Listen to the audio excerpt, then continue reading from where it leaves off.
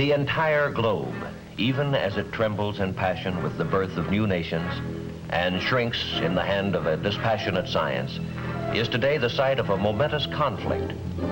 As each side attempts to prove to the world the superiority of its position, the conflict is fought with the words of diplomats, with gestures of friendship and help to uncommitted countries, even with cultural demonstrations. It is fought indeed on every level of man's experience, for the stakes are high. As one of the adversaries in the conflict, we see a challenge as great as any in our historic past.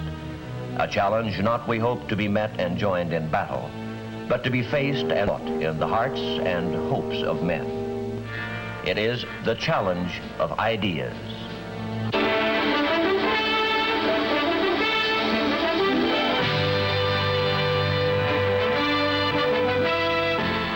I am Edward R. Murrow.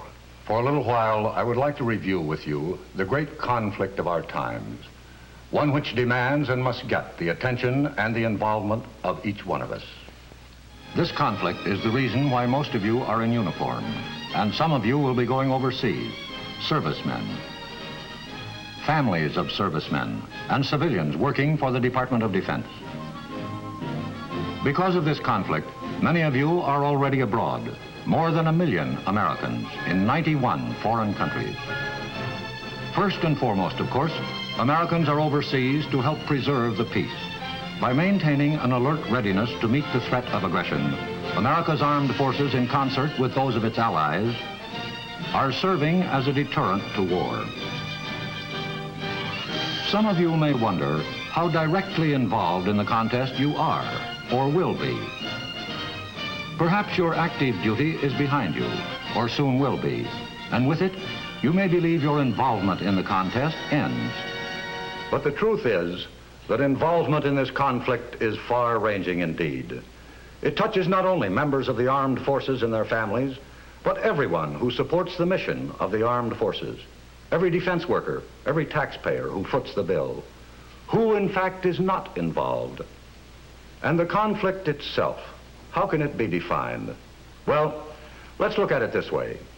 The communist bloc would like to see the entire world under communist domination. Over the years, as the strength and determination of the free world has gradually convinced communist leaders that aggressive war would be a reckless and costly gamble, they have begun to talk more and more about their ability to win from us in the arena of ideas. This, of course, is fine with us, for we are a people with a traditionally great faith in our ideas, the ideas that have moved mountains and created wealth and shaped us as free men. And we are confident that history can do no other than award us the victory in any contest in which ideas are the weapons. But I would like to say this: confidence by itself without effort does not win contests. Victory in this conflict depends on much, much more than confidence. It is a contest unlike any we have ever faced in our history as a nation. It is total competition with an antagonist who is putting into it everything within his capability. It is not a conflict between peoples, but between basic values and systems of government, between the principles of life each believes in. When we talk of these conflicting values, we are obliged to speak of that special quality which we call, for want of a better phrase, individual liberty. And when we talk of this liberty in America, we talk with many voices, for we are a diverse nation, and there are perhaps as many concepts of what America is as there are people among us. But although we look at America through different eyes, there are many insights into the essence of our moving and growing nation that we share.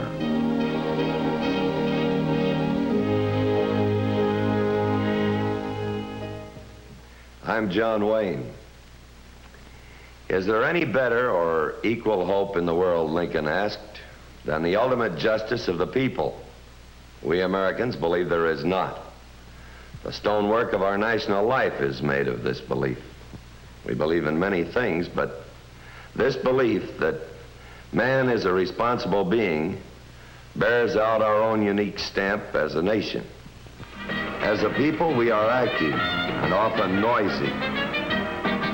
We are industrious, oftentimes to the bafflement of ourselves and our friends. We relax as hard as we work.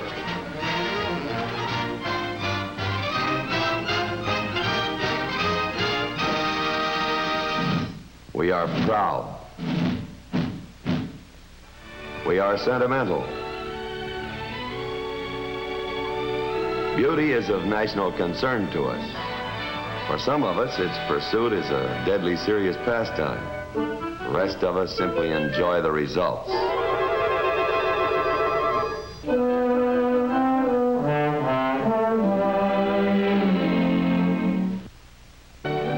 Some of our national spirit shows up in the monuments we erect, the large ones and the small ones. It rings through the music which animates us. Attaboy, Homer, swing it!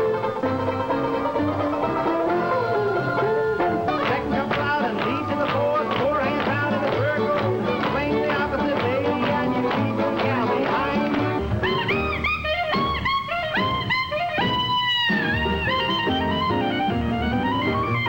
Jerry dodged that bullet and he stomped to death. Stomped my balls till I wanted to scream. Should have killed him 'cause he's so down mean. We're gonna rock around the clock tonight. Rock, rock, rock to broad daylight. We're gonna rock around the clock tonight. My eyes have seen the glory of the coming of the Lord.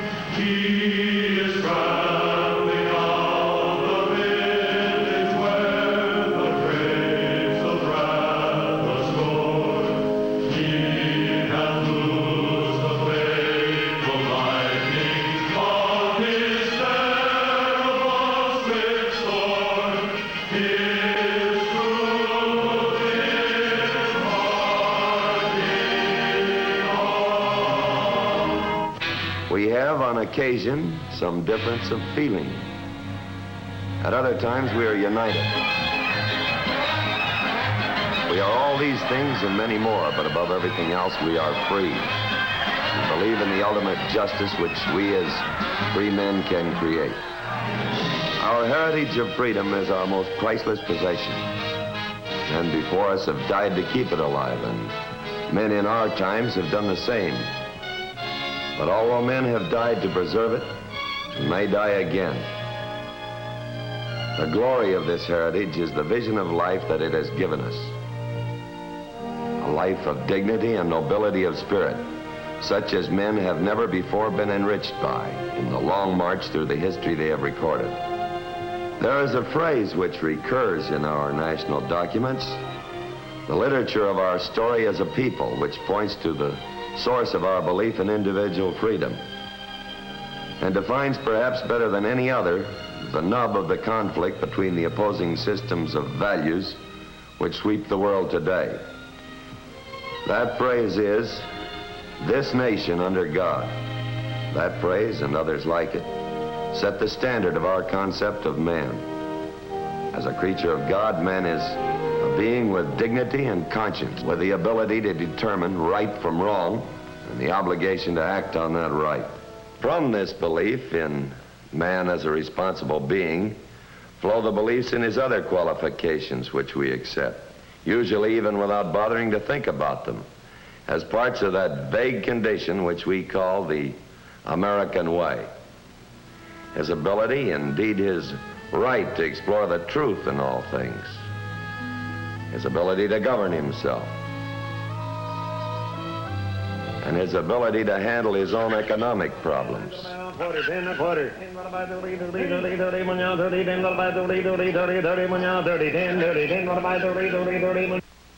The opposing point of view in this conflict rests on a fundamentally different vision of man. As a creature not of God, but of the state. In this system, the value of individual man diminishes sharply, and the state is all important. The state will run his life for him, his political life, his business life, his social life.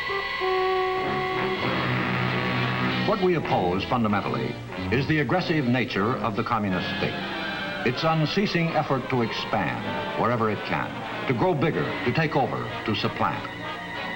This deadly impulse toward aggression we oppose as a continual threat to peace. These are the contrasting points of view between the major antagonists in the conflict which has become known over the last decade as the Cold War. For an appraisal of this continuing and protracted conflict, we can go to a reporter who has watched the growing conflict with the perception of a trained military observer.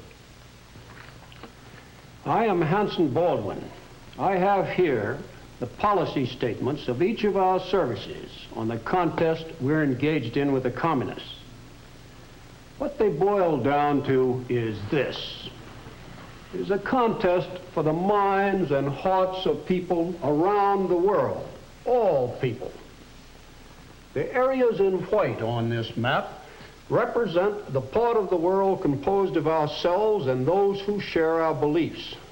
The communists seek constantly to win an advantage in the minds of the people here and to separate us. The black portion of the map is the communist-dominated part of the world controlled by the Soviet Union and the Chinese Communist regime. And of tremendous importance is that part of the world which is attached to neither camp, the uncommitted nations of the world, represented in gray on the map. For the most part, these nations are absorbed with their own problems. Either they are newly independent after years of domination by a foreign power, or they are still seeking independence. A strong tide of nationalism sweeps over this part of the world, and with it, a mistrust of anything they feel is associated with the old ways of colonialism. They are not committed to either side in the conflict. Our own policy toward them has been one strictly of watchful, non-intrusive friendship, giving help when help is asked for, but otherwise keeping hands off their internal affairs. The communists have been more direct. Their local party members have not hesitated to exploit to their own advantage the passions that smolder in these new states, and to identify themselves in the minds of the people there, whenever possible, with anti-colonialism, and us with its opposite. It is part of their worldwide technique. How do our military services adapt themselves to this conflict, in which perhaps no gun may be fired? By recognizing that the activities and performances of all their members in every foreign country in which they are stationed will either add to or detract from the goodwill our nation needs in this contest for the respect of the peoples of the world. The President of the United States has called developments of good relationships between United States citizens abroad and members of their host countries basic to the full attainment of our foreign policy objectives. And the services have responded by promoting such good relationships as part of their overall policy.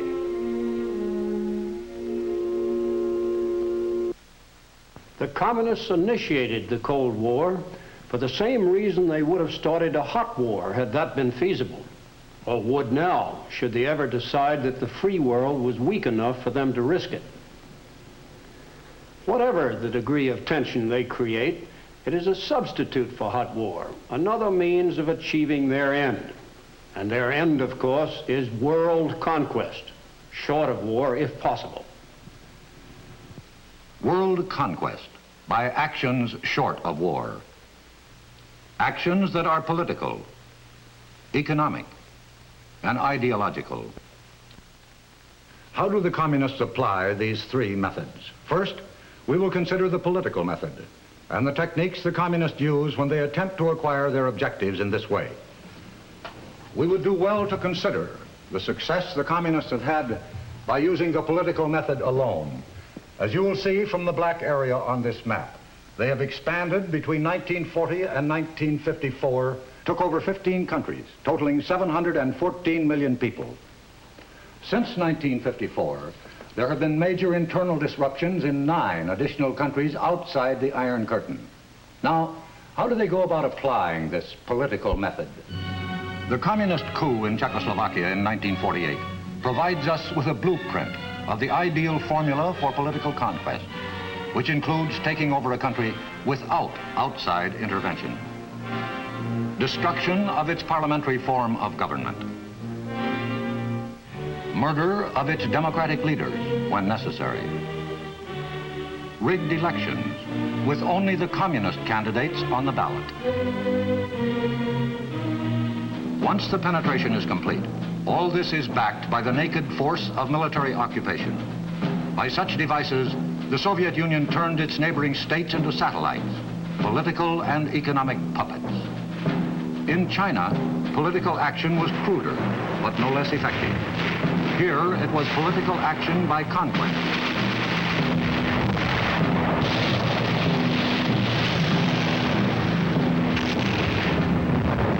And so overwhelming has this political conquest been that the communists have been able to propel Red China to a position of major influence in the Eastern world. The political force method includes the suppression of freedom in a country already under communist control without outside interference. Inside the Iron Curtain, there were revolutions without help from the outside. In East Germany in 1953, Poland in 1956, Hungary in the same year, and Tibet in 1959, all of them brutally suppressed. And finally, there is the International Communist Party, dedicated to the subversion and overthrow of every still free government.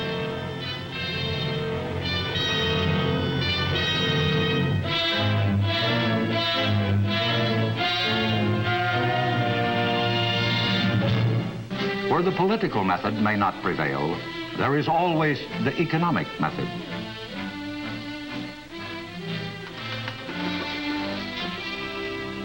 I'm Frank McGee. Let's consider for a moment this matter of the communist use of economic methods to achieve conquest and how it's done. The present masters of the Soviet Union have said to us, peaceful coexistence until we bury you. They propose to officiate at our interment by catching up with us industrially and then surpassing us. They're working hard at it. Today, the 200 million inhabitants of the Soviet state bend their backs and their talents to the Kremlin's will. And Sputnik and Sputnik's successors have proved conclusively enough the USSR's proficiency in the area of technical ability. Throughout the vast stretches of this empire, you find new industrial cities, plants, assembly lines, the most modern equipment. Soviet products of every description awaiting delivery and reaching industrially backward areas of the non-communist world. Teams of Russian technicians are available to operate this machine.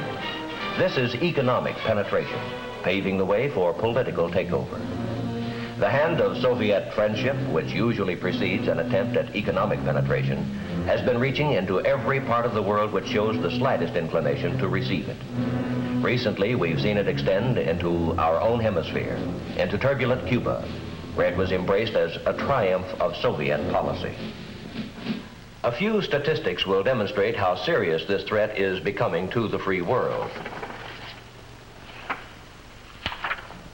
Of the entire annual Soviet economic capability, their gross national product, 70%, or it may run as high as 80%, is devoted to the area of heavy industry.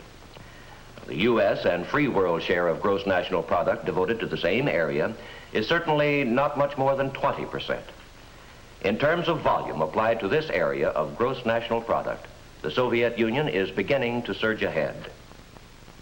Finally, the communists attempt ideological penetration. Perhaps their strongest efforts go into this kind of penetration into the free world. Before we talk about ideological penetration itself, let's take a look at the reasons why this form of penetration is so important to the communists. For one thing, communist aggression has alarmed many free nations and produced their united will to resist. These nations have implemented their will to resist all other forms of Soviet penetration through a number of trade agreements.